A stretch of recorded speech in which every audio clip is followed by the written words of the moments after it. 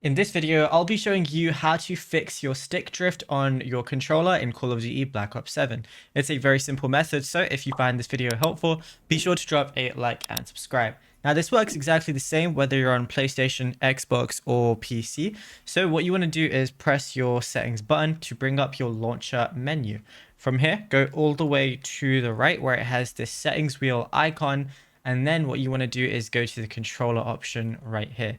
Now, when you're here, it's going to look like this, and all you want to do is scroll all the way down to dead zone inputs. And if you think you're having stick drift, the best thing to do is test your stick dead zone.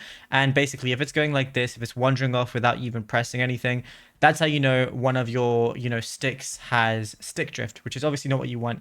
So what you got to do is then change your left stick and right stick values for your minimum and maximum to basically make it so that when you test it again, your left and right stick are both right in the middle without you pressing them. That's exactly how it should be. So for the minimum, it's set the inner area in which inputs of the left and right stick will not be taken into account.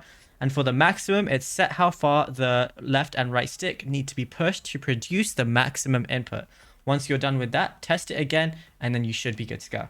Now, if you found this video helpful, drop a like and subscribe.